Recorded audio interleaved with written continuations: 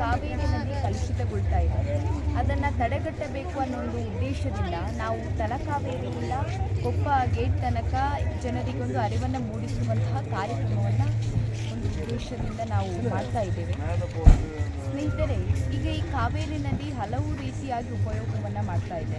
ಈಗ ಇದೇ ಒಂದು ಪ್ರವಾಸಿ ತಾಣ ಆಗಿರ್ಬೋದು, ಇದರಲ್ಲಿ ಕೂಡ ಕಾವೇರಿ ನದಿ ಪಾತ್ರ ಇದೆ. ಹೀಗೆ ಐತಿಹಾಸಿಕವಾಗಿ, ಸಾಂಸ್ಕೃತಿಕವಾಗಿ, ಆರ್ಥಿಕವಾಗಿ ಹಲವು ರೀತಿಯಾದಂತಹ ಒಂದು ಉಪಯೋಗಗಳನ್ನು ನೀಡ್ತಾ ಇದ್ದಾರೆ. ಆದರೆ ಇವತ್ತು ನಮ್ಮ ಕೊಡಗಿನ ಅಂದರೆ ಕಾವೇರಿ ನದಿಯ ತವರೂರಾದಂತಹ ಕೊಡಗಿನಿಂದಲೇ ಇವತ್ತು ಕಾವೇರಿ ನದಿ ಕಲುಷಿತವಾಗಿ ಹರಿಯುವುದು ನಮ್ಮೆಲ್ಲರಿಗೂ ಕೂಡ ತುಂಬ ಬೇಸರದ ಸಂಗತಿ.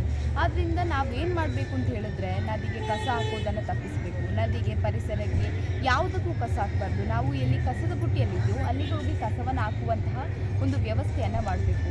ಈಗ ಈ ಪ್ರೇಕ್ಷಕರೆಲ್ಲ ಬರ್ತಾರೆ ಪ್ರವಾಸಿ ತಾಣಗಳಿಗೆ, ಅವರೇ ಈ ರೀತಿ ಮಾಡೋದು ಅಂತ ಸ್ಥಳೀಯರು ಹೇಳ್ತಾ ಇದ್ದಾರೆ. ಆದರೆ ಅವರಿಗೆ ನಾನು ಈ ಸಂದರ್ಭದಲ್ಲಿ ಏನನ್ನು ಹೇಳ್ತಾ ಇದ್ದೀನಿ ಅಂತ ಹೇಳಿದ್ರೆ, ಆದಷ್ಟು ನೀವು ತಿನ್ನಂತಹ ಪ್ಲಾಸ್ಟಿಕ್ ಪೊಟ್ಟಣವನ್ನು ಅದನ್ನೆಲ್ಲ ಡಸ್ಟ್ಬಿನ್ಗೆ ಹಾಕಿ ಅಂತ ನಾನು ಕೇಳ್ತಾ ಇದ್ದೇನೆ. ನಮ್ಮ ಜೀವನದಿಯಾದಂತಹ ಕಾವೇರಿ ನದಿಯನ್ನು ಸಂರಕ್ಷಿಸುವಂತಹ ಜವಾಬ್ದಾರಿ, ಕರ್ತವ್ಯ ನಮ್ಮೆಲ್ಲರ ಮೇಲಿದೆ ಅಂತ ಹೇಳ್ತಾ ಧನ್ಯವಾದಗಳು.